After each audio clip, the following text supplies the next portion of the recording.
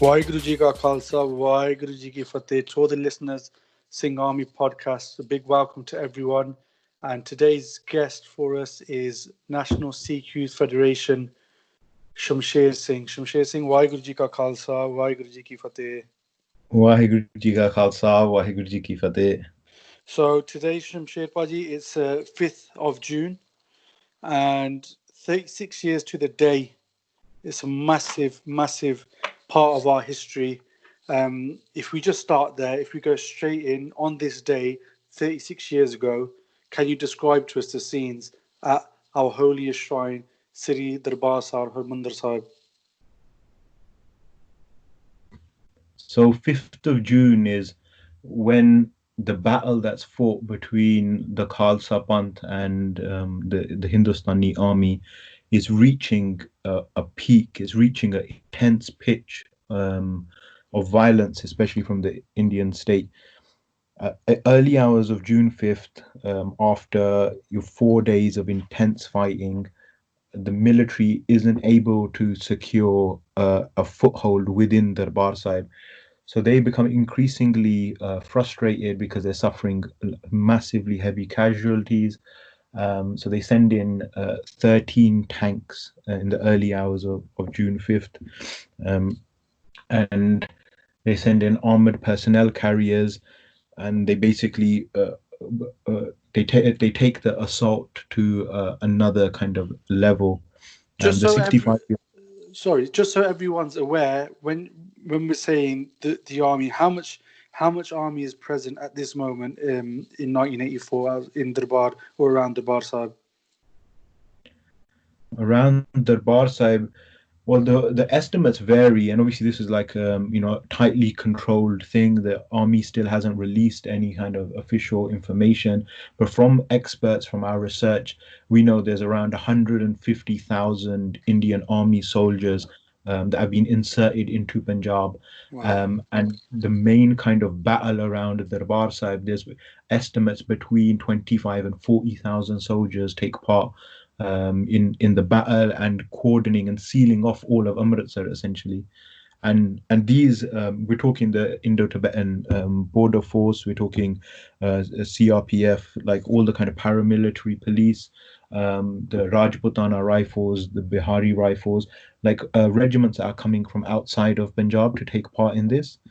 Okay. And interestingly, before the battle would begin, the Indian government had shifted the Sikh regiment, the regimental center outside of Punjab into another state.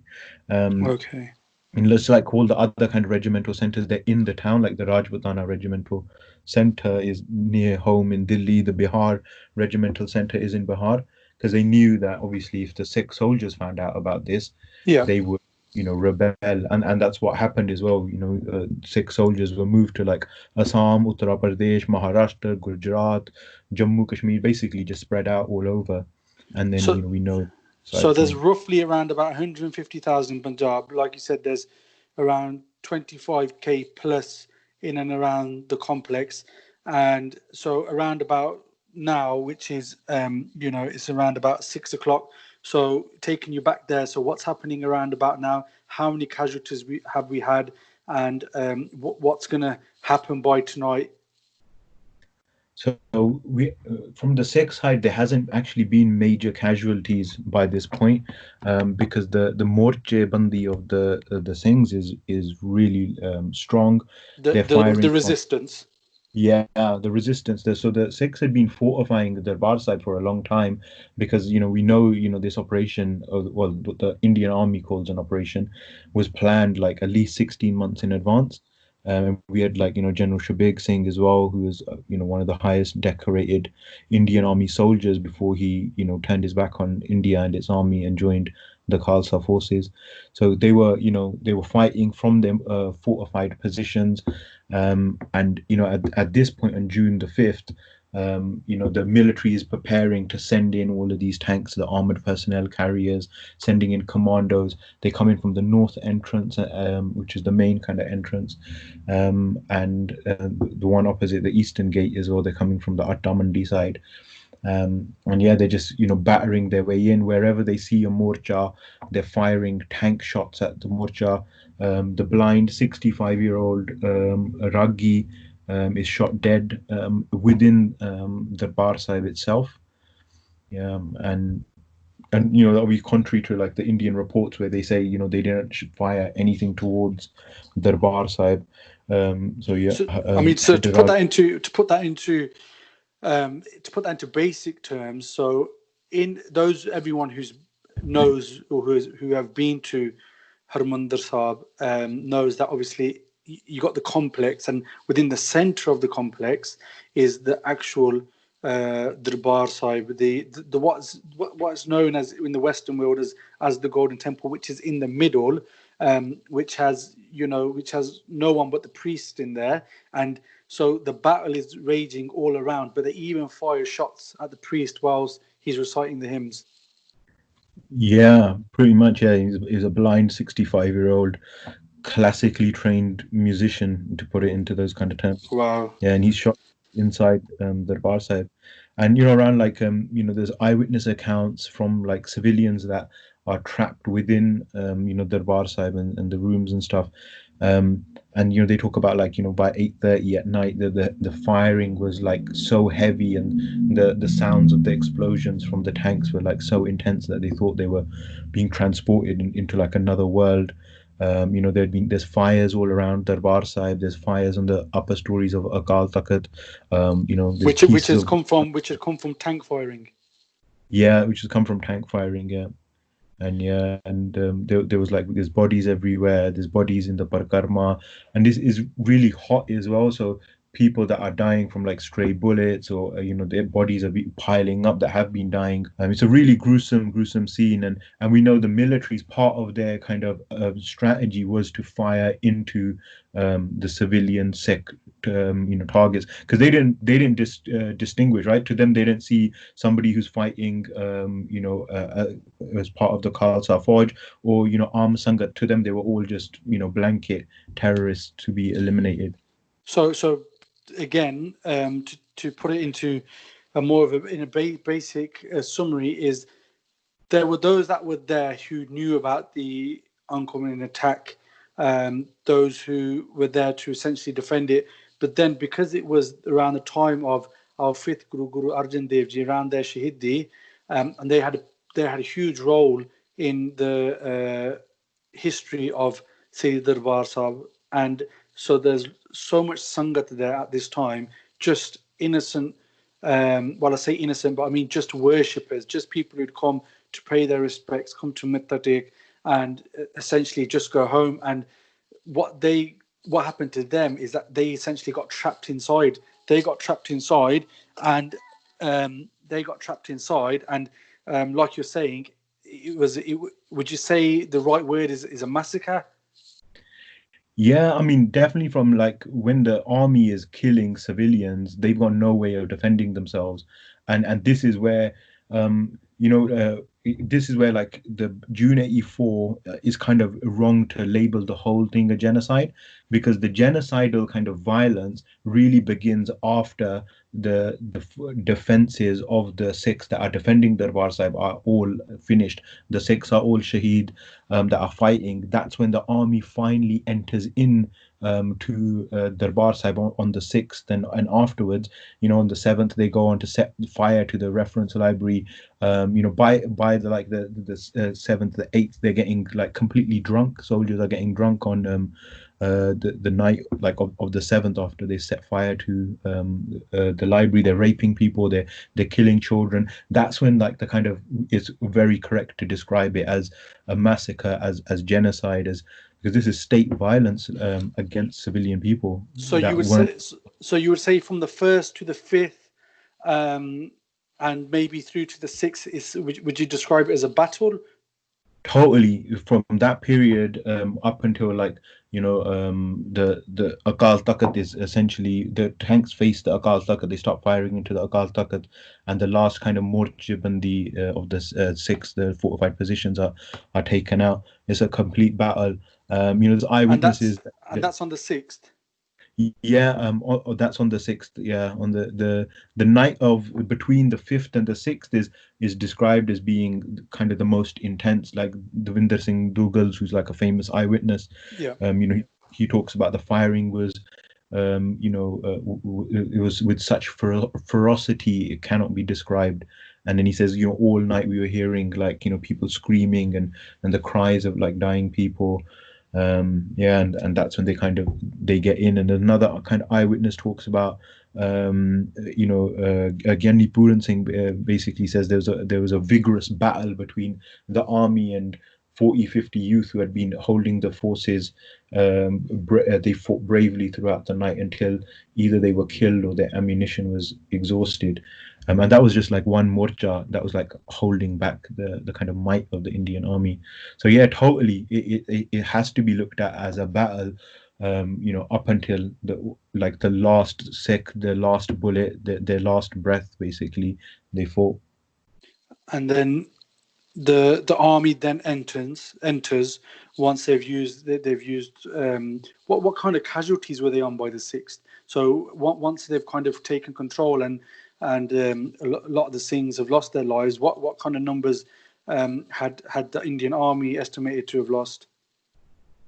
So the Indian Army's official estimates are really low, even for like the number of Sikhs that they killed, because they count like fighters and civilians as one number.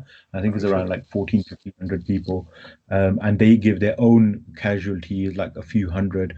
But other people obviously put the number of civilian deaths much higher, and other people put like the number of soldier deaths and woundings into the thousands, because there's videos that come out afterwards of Indian Army soldiers.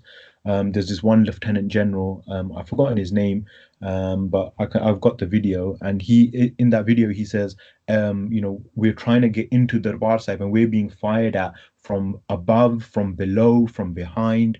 He's like, I've never seen this type of training in the military, and he's like, we just couldn't get in. He's like, we're sending wave after wave of soldiers, and they're all just getting completely gunned down, because the Sikhs' understanding of this battle and the way they fought was, it's atyasic, legendary the way they fought. You have General Subeg Singh, who, when gives the command for Sikhs to start opening fire, by shooting his Sten gun from the Parkarma of Darbar Sahib. Up until that point, the Sikhs weren't allowed to return fire. They had like really disciplined positions and fortified structures. And ਜਦੋਂ ਉਹ ਮੋਰਚਾਬੰਦੀ ਖਤਮ ਹੋ ਜਾਂਦੀ ਆ, ਉਹ ਸਿੰਘ ਸ਼ਹੀਦ ਹੋ ਜਾਂਦੇ ਆ, and the Forge finally gets to come into Darbar Sahib, that's when they just like, yeah, just start And I think that's an killing. important point because it's known that from the outside the army had been firing sniper bullets and killing people inside Harmandir Sahib prior to entering, and the Singhs never returned fire. Is that correct? Yeah, they were under strict orders on the first, when Bhai Menga Singh becomes Shaheed on Bhai Menga Singh becomes Shaheed on the first, and Bhai Menga Singh sees the Indian army shooting indiscriminately into the Sangat. और फिर वो बीर रस दे विच आ जांदे आ, and they can't बर्दाश्त नहीं हुंदा, so they stand up, they start firing into the position of the soldiers, killing about 7, 8 Indian army soldiers, and then they're hit with the sniper around. But that was their kind of intention from the first, was they just started firing random places to see where the Sikhs would fire back from, and they didn't until they were given command by their generals. Okay. Yeah. So the Sixth Army come in and take control, and you're saying, and the Seventh, one of the first things they do when they have got control is they burn the Sikh history and reference library. Yeah. They start shooting into the Sangha. The Guardian calls it a virtual massacre with a large number of women, children, and pilgrims gunned down. And once they kind of get control of the complex, and this is one thing that historians who kind of look at this say, this thing doesn't make sense, because now you've militarily got control of the situation, according to their view, and then you burn down the reference library, you loot the reference library, they steal 2,500 handwritten sroops of Guru Granth Sahib Ji. More than 20,000 rare historic manuscripts are taken. The structure is set on fire, and this is, deliberately targeting our culture, our memory. So we can't, like, we lose something that's is irreplaceable. Yeah, and this is like part of their genocide. And it's you're taking away effectively someone's history, to take control of something, and the popular kind of thing propaganda they were pushing out was, they were using, oh, we're going in to flush out militants. That's what they pushed through their media. But once they had control, the first thing that they did, they went in and they robbed us and they looted us and they burnt down the library, and that just goes to show really and truly the intentions. And so you went on to say that they were effectively celebrating this on the 9th of the 7th and drinking and doing other such things. Yeah, yeah. I mean, after they had basically, they'd this is where one of the kind of famous media reported lines comes in of they were tying young men's hands behind their backs with their turbans and shooting them point blank range. Obviously, India denies it ever did that and says it's just made up. But we've got references from like the Guardian, from the Citizens for Democracy report that was published by this Hindu judge, and they describe all of these scenes, and they're raping people, they're killing babies, throwing them against the walls. Like it's a complete massacre. And then on top of that, the soldiers celebrate by drinking and smoking in Darbar Sahib, and the alcohol that's provided to them is provided by the government of Punjab. And the record that we've got from it is from the government of Punjab's Department of Excise and Taxation, and they allowed 700,000 quart bottles of rum, 30,000 quart bottles of whiskey, 60,000 quart bottles of brandy, and 160,000 bottles of beer, all for the consumption of armed forces personnel deployed in Operation Blue Star. And that's from their own records. And there are soldiers are saying, oh, like there was so much. Their own soldiers are saying, there was so much bloodshed and so much horror that I couldn't do anything. I just used to drink and go to sleep. There's some Naik corporal of the Kumon regiment who said, there's about 1,500,000 civilians that died, and they were piled in trolleys and carried away, and they were thrown into the rivers. And the battle was a tragic one. I couldn't eat anything. I used to just drink and go to sleep, and that sharab is being provided to them from the government. So like, there's no question, because on one hand, and this is really important, because on one hand the government's official line is they had to do this, they had to attack the Darbar Sahib because it was occupied by these militant extremists. They had to, essentially what they're saying is they had to save the Panth from the extremist Sant Janel Singh, and they this is how they celebrate after using their own logic of saving the Panth and saving Sikhi and purifying Darbar Sahib. They did that with alcohol and sharab. I mean, it's really hard. I wasn't aware of that, and it's really hard to listen to. And the the way you've told me this, I wasn't aware of a lot of this. So they've gone in and they've took control. They've robbed our library. They've burnt down everything else. They've, we kind of skipped over it, but what they did do for uh, all the innocent men that were left, they were tied up. And there's so many pictures of this. They're all tied up with their own, like you said, their own turbans, and shot at point blank range. The women are raped, the children are killed, and like we said earlier, it's a genocide. It's a genocide on a mass scale. And the question then comes to who is responsible for this? Is it the Punjab police?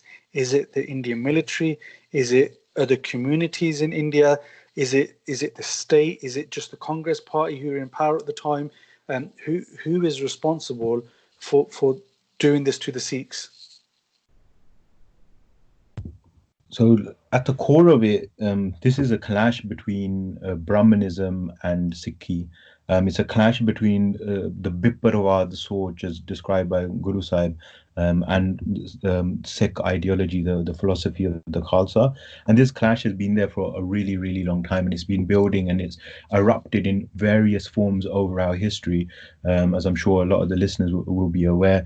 And what happens in June is a culmination of um, it's essentially the Indian system that which is dominated obviously by Brahmins, teaching the Sikhs their place within India, that we don't have any sovereignty of our own, and that if we're going to live within the Indian state, we have to stick by their rules. We have to, Yeah. accept their citizenship, and if we don't, if we fight against that, then all of the machinery of the state will be used to annihilate and crush us. So that includes the judiciary, the police, the military.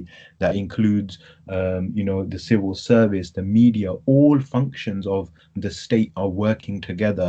On one end, you've got the military, and in when I say military, I mean the military apart from the Sikh regiments, because Yeah. they knew Sikhs wouldn't attack Darbar Sahib, so they bring in soldiers from Kuman, from Bihar, from different areas to take part in this, because Sikh soldiers wouldn't be drinking in Darbar Sahib. They would you imagine that scene. You'd like even if you somehow you convince Sikh soldiers to take part in an attack on Darbar Sahib afterwards, you'd have another battle on your hand, because they'll be fighting the Indian army amongst Yeah, of themselves course. Yeah. of this stuff. So yeah, so Uh, on one what? hand, the kind of the what's delivering the brunt of the violence is the forces of India, so the police, paramilitary, and the army. But on the other hand, the media and the civil service is completely complicit in that violence. ਉਹਨਾਂ ਦਾ ਭਾਈ ਉਨਾ ਹੀ ਹੱਥ ਆ, because they're justifying it. They're saying, this is the reason why we had to do this. So yeah, it's a clash. This is why they say Jang Hind Punjab da. I see.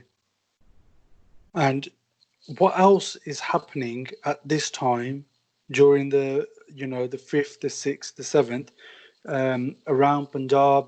Has news got out? Has any other incidents, any other Gurdwara? What's happening in the rest of Punjab? So the rest of Punjab is pretty much they're trying their best to keep the villages and the Sikhs dispersed around Punjab from finding out. But Media word, blackouts and so on. yeah, total media blackout. And at the same time, there's an attack on around. I think this is one of the sources that we've seen from the Guardian is 38 Sikh Gurdwara and other religious buildings throughout Punjab were taken over by the army and the police. And according to Mark Tully's book, he says there were over 50 people killed at Gurdwara Dukhnewaran, and there's reports from Patiala Hospital. So they're attacking not just the Bar Sahib, but all centers where they see Sikhs are organizing, or they have the kind of capacity to start organizing. All the Pantik Gar, the centers that they've identified, they're attacking all of those. On the 4th as well, like word kind of gets out, and I think it's Baba Bidhi Chand Dal. There's some things associated with that. They're trying to find their way to Darbar Sahib. They're making their way. They gather in the villages at Goindwal Sahib, and then the crowd was spotted by an army helicopter, and they fired into the crowd. So jitte jitte Vaj Jandi Sigi, where people were finding out, they were organizing and making their way to Darbar Sahib, and the military had all of those areas secure, and there's curfews in place. If you were moving around, you were getting beaten up, you were getting shot at. So yeah, it was violence was spread all over Punjab. And who? So at this time, the media was all taken out. Charities like Amnesty International, Red Cross, everybody was banned, and there's total media blackout. Was there anyone, any politicians, any public figures, any sports personalities in, around, or after this time that came out publicly and supported this, or condemned the Indian government for this attack? I mean, I'm not aware of any celebrities as far as I know. Like by the time November, like the celebrities as they are now were siding with the Indian state. I mean, you can pull out the example of like Priyanka Chopra now celebrating KPS Gill as a super cop. So yeah, the establishment was fully against the Sikhs. There were a few like magazines, newspapers that weren't based in India that were reporting a more of a factual reality. There's a lot of good stuff in the Christian Science Monitor that reports, especially after the 8th, when medical workers were being threatened because the main kind of battle or the operation was over, and there's aid groups that wanted to give aid. Red Cross wasn't allowed to enter into the Darbar Sahib complex.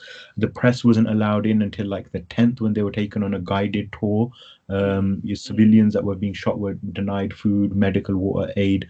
So there wasn't that kind of outrage outside of Sikhs at that time. And if we even look at the UK was like militarily supporting this.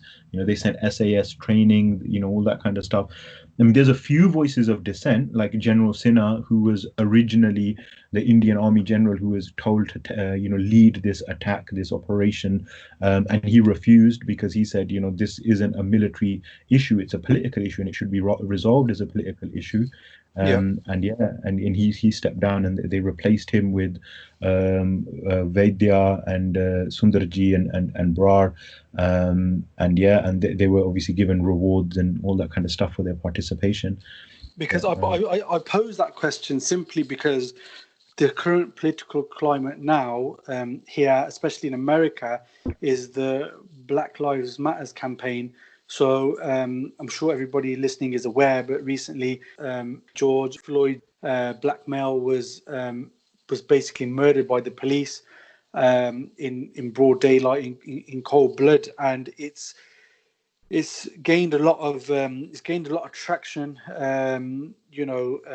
around the world, and especially here, and where a lot of Sikh diaspora is gained a lot of traction, and there's a lot of Sikhs speaking up against it, saying, talk about the injustice, and there's people, a lot of celebrities who have come out and who have, supported the black community in this. And I asked that question because 36 years ago, I wanted to know who was supporting us. And like you said, it doesn't sound like anybody was. So it sounds like, times are changing, and the black community have gone through a tremendous amount of hardship in America.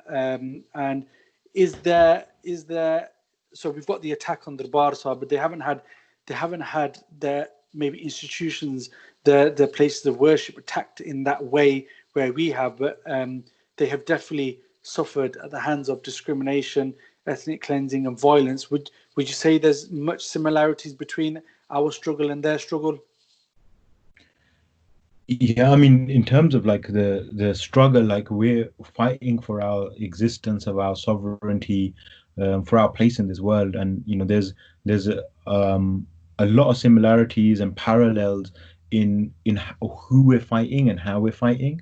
And beyond that, there's the biggest kind of parallel is we need to build allyship with the black community. We need to build allyship with indigenous communities around the world, rather than kind of what we're doing now, is where you kind of see Sikhs more on the side of the government, or more trying to get involved in the government or be part of the system. And it's a really big kind of philosophy that dominates a lot of the elites in our community, which is like reforming the system by joining the system. So I think we definitely we learn about our place. We've learned about like whiteness, white supremacy through the struggles and the experiences of black people. And I think we owe them a lot, especially in the diaspora, because that's when we like growing up in Southall, like when you're growing up and you're first kind of getting confident, you're using like colloquialisms and slangs and mannerisms that you learned from black people, because you see them as being more capable of resisting like the influence of white Western culture than we Yeah. had been. So and that's the experience a lot of like Punjabis and South Asian communities kind of have in common. So I think there's a lot of similarities, a lot of parallels, in these struggles, especially when it comes to resisting state violence and resisting dispossession. The Sangarsh for a home in this world, and I think a lot of people will be able to relate to that. Yeah, definitely. And all we can do is support them. However, obviously they will be leading this. They'll be leading the campaign on Black Lives Matter, and we can support them on them, and whether that's through raising awareness, because raising awareness is a big thing. Denying something occurred is it kind of kills the person twice.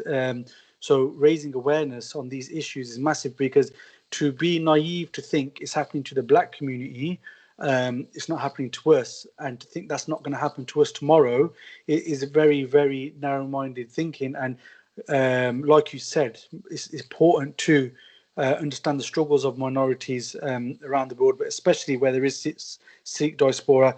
We're coming towards the end now, and there's there's so many questions I can ask you from what you've told us today. But I think just to put it into context, it's like myself. I put up a status on my Facebook recently, and I said I wasn't brought into Sikhi through spirituality. It didn't bring me closer to my religion, to my community.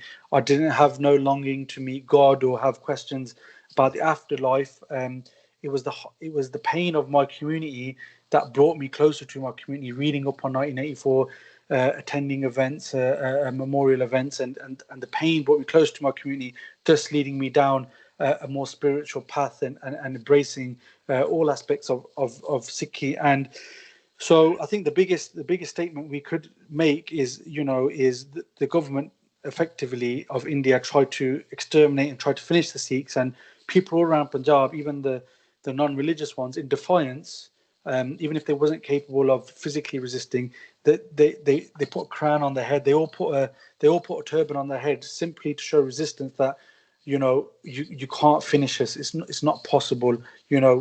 This is our identity, and it always will be our identity. And that's people who've never kept their hair in all their life. That was their form of resistance. And so we're 36 years later now, and yourself, you've been through a lot. You've helped a lot of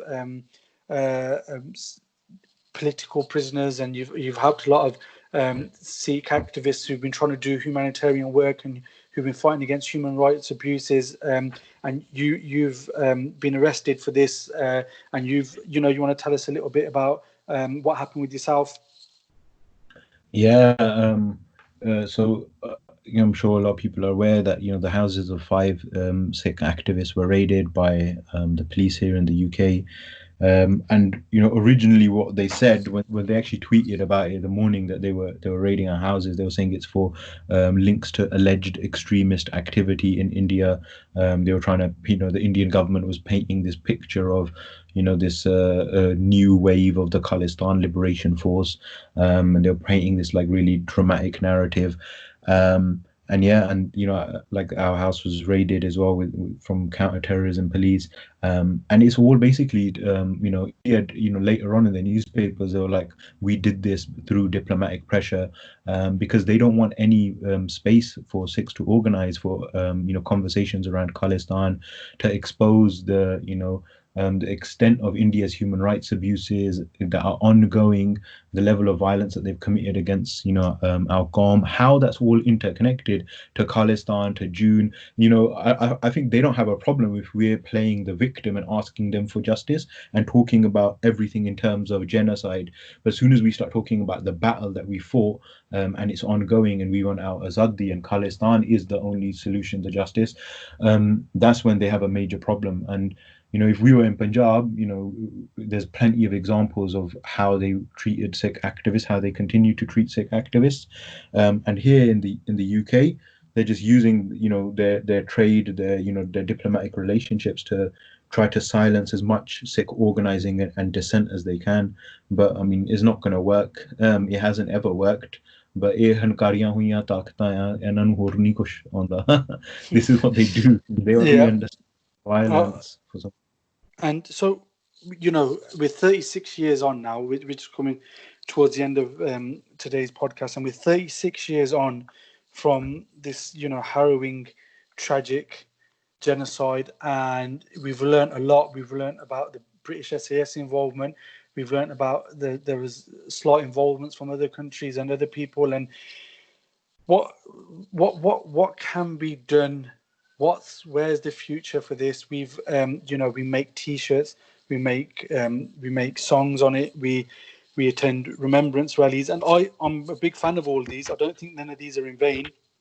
I attend the remembrance rally every year as a minimum, as a mark of respect for those that were innocently killed there on that day at the Darbar Sahib. So, for me, I feel as if I'm doing my bit, I'm contributing, but, we lobby in Parliament, and we do a lot of things, and we raise awareness. But first question is that enough? And second question is where do we go with this? I think raising the awareness is definitely important, and it's important that our community, our diaspora, we know our history, and we know it with the depth that is required.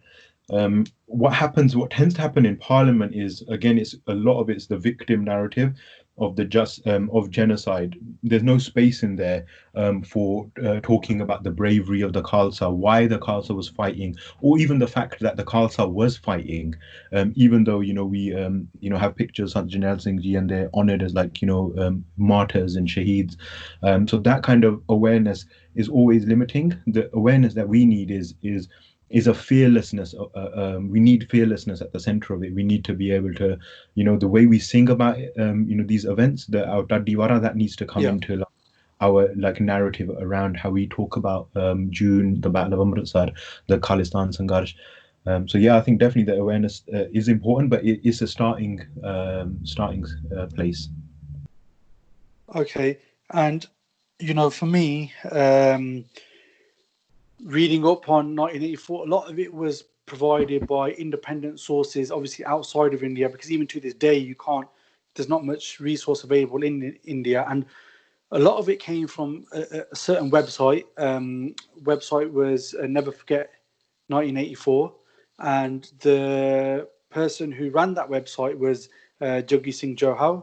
And it was just a catalogue of all the people who had lost their lives, who were shaheeds and who had been killed by the government. And it was just a catalogue of people, and it was in memory of them. And, can you bring us up to date with, first of all, what happened to Jaggi and what is the current situation with Jaggi Singh Johar? Yeah, so I mean, Jaggi did a lot by producing that website, and so many of the pictures that we have are because of Jaggi. And I think this year a lot of people actually been tweeting about that. Look how much information that we have about 84, and we have this idea of never forget 84 is because of the seva of Naujawan like Jaggi. Yeah, so I mean, everyone knows about his case. He's picked up in false charges.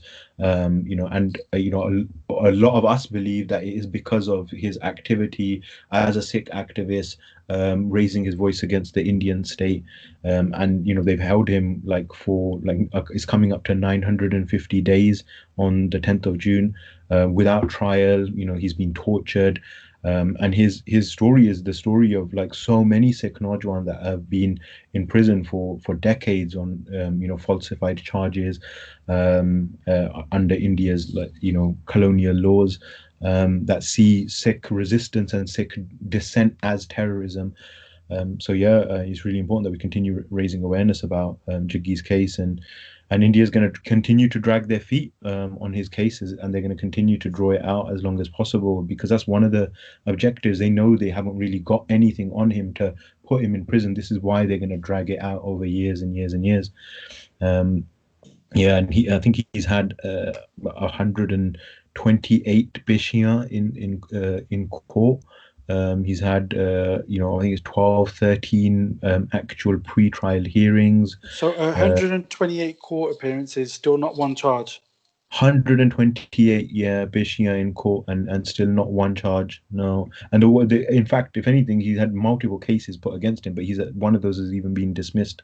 And it's just continually dragging. I mean, and this is India, that's claims to be the world's largest democracy. 128 appearances in court. I mean, it's either the most complicated case in the history of the Indian judicial system, or they're interested in delaying it and dragging it out because they know any evidence against him. And we're just coming to final thoughts now, Shamsher Singh. So, what would you like to? How can the listeners play their part going forward?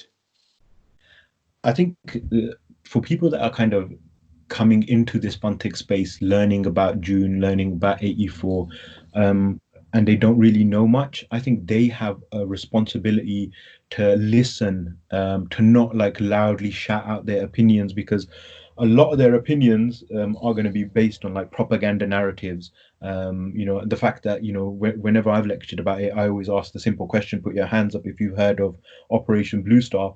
Everyone's hands goes up. Then if you ask, the same group of people, put your hand up if you've heard the term Jang in the Punjab. It's very rare that one or two people's hands will go up. So firstly, people that are coming to this new, their minds, the term Operation Blue Star, which is a military code name, is like the Jews referring to the Holocaust as the final solution, which was the name the Nazis gave their extermination. So Yeah. we're referring to our history with the terms of the Dushman. So people that are coming new into this space, they need to just take a step back, listen, and understand that there's knowledge, expertise, and experience within the community, and you don't got to keep pushing the same media nonsense on us. You've got to understand why Sikhs respect these individuals. For Naujawan that are already know about this, for Naujawan that have already been organizing, that are passionate, that turn up to the rallies, for them, I think, what's key is like language, and to build a deeper understanding of this. And like really now we've got to shift the conversation, rather than labeling it Operation Blue Star, rather than labeling it Sikh Genocide 1984. We talk about the nuance, we talk about the complexity, that there was a battle, and this battle had been building for decades. And before this battle, Sikhs were sovereign in Punjab, and 1947 is when Punjab is partitioned, not India, and India comes into existence in 47. And we build that kind of more a deeper, richer understanding, and we put that into our communication. We make a bit more effort in the communication.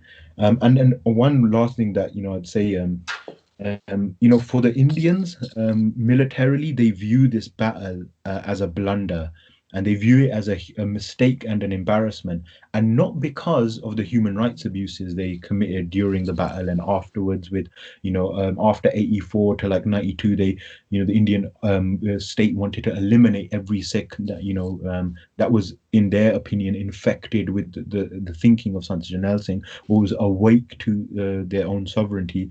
Um, they view this battle as a blunder because they failed at their objective, and they failed very spectacularly. Their objective was to silence the Qawmi Awaz for Azadi, and to destroy Sikh self-respect, and to destroy our Anak, which was revitalized by Sant Jarnail Singh, and they completely failed at that. The result of the battle was completely the opposite. Rather than annihilating us and silencing us, the Khalsa Panth laid the mortar and the bricks for the foundation of Khalistan with their blood and their bones. And their sacrifice is our lifeblood today, and it beats in the heart of the Sangharsh. So the Khalsa Panth achieved their objective, which was to live with Anak and die for the Panth as ordered by the Guru. ਉਹਨਾਂ ਦੀ the Shahidi, the Jam pi liya, they became like immortals. So they were completely successful. And I think that's really important, that we shift how we view this, and we honor their legacy by looking at their surbirta, and looking at ਉਹਨਾਂ ਨੂੰ ਕਿੰਨਾ ਚਾਅ ਸੀਗਾ ਸ਼ਹਾਦਤ ਦਾ ਜਾਮ ਪੀਣ ਦਾ, and how they fought, knowing that there was tens of thousands of soldiers coming. ਉਹਨਾਂ ਨੂੰ ਚਾਅ ਸੀਗਾ ਕਿ ਅਸੀਂ ਇੱਥੇ ਸ਼ਹੀਦੀ ਪਾਉਣੀ ਆ. And I think that's a big part of the narrative, that we celebrate their jar for shahadat, and shift the Galabat away from ideas of victimhood. Yeah, I mean, we've been glorified by India for our battles against the British Raj and making India independent again. We've been glorified from the British for our bravery in the world wars, but we've never been glorified for defending Sri Harmandir Sahib, because they will never allow us they will never allow us that glorification, because it doesn't suit their narrative. And thank you for everything that you provided us today, Veer Shamsher. Your website is nsyf.org.uk, and there's a bunch of resources under the projects tab. And so anyone wants further information or wants to contact Shamsher Singh directly, that's where you can find him at. And just final thoughts from myself is, there's a lot of educated people there who are listening to this. And just one thing, cholera started a project, started something. And Shamsher Singh has talked about a lot of things today. The only thing that I would just add to that is, if we could just get a death certificate for every single Sikh that has been murdered. So from Darbar Sahib, because we haven't talked about pre-84, post-84, we've talked about June, and we've talked about what happened in June. And if we could have a death certificate from the Indian state for every single person that they've killed, because it goes into the hundreds and thousands, of disappeared people, of bodies never returned, thrown in rivers, illegally cremated. If we could have a death certificate for every single person that they have murdered, it would go a long way. And you've told us, Shamsher Singh has told us what the long-term goal is, but as a short-term, if we could get that, it would go a long way of still these parents who grieve today for those killed 36 years ago. I'd like to thank everyone from listening today. And I don't know if it's because it's of the lockdown or because of other campaigns that are going on at the moment, but this year has been truly amazing on social media. The positivity and everything that's been highlighted and what's happened in June 84, I feel more than previous years. And there's people who have never really read into it, researched it, or know about it, that now they're asking the right questions and they want to know what happened. And long may that continue. If we know, our kids know, their kids know, the Jews are still chasing guilty Nazis from the world wars and bringing them to justice. So this battle of justice will long go on, and it might not be our generation, it might be the generation after that, and it might be the generation after that, but it all comes down to education and knowing our history. So all the listeners, thank you. All our platforms, Spotify, YouTube, and SoundCloud, and a few other Apple podcast platforms, they'll all be shared on our social media. Singh Army Podcast. Thank you to Shamsher Singh once again. Waheguru Ji Ka Khalsa, Waheguru Ji Ki Fateh.